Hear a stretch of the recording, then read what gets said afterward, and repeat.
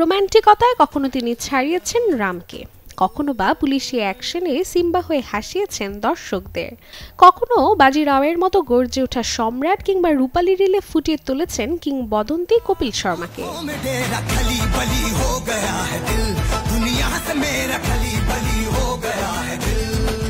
বলছি বলিউড অভিনেতা রণবীর সিং এর কথা, যার অভিনয় শৈলীর সাথে ফিটনেস আর ফ্যাশনেবল লুকে বুঁদ এই যুগের দর্শক। রণবীরের দিন শুরু হয় শরীর চর্চায়।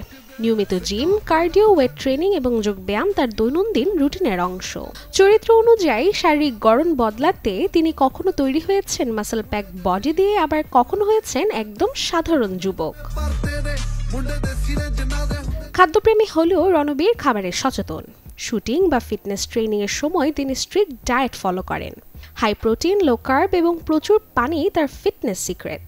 তবে অফ ডেতে তিনি পছন্দ করেন ইন্ডিয়ান ঘরানার খাবার, বিশেষ করে ডাল চাওয়াল। বলিউডের এই এনার্জি কিং এর ফ্যাশন সেন্সও যেন আলাদাভাবে আলোচিত বলিপাড়ায়।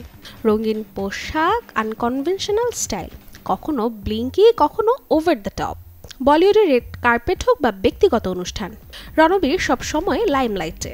এমনকি অনেকে তাকে বলিউডের মেল লেডি গাগাও বলে অভিহিত করেন।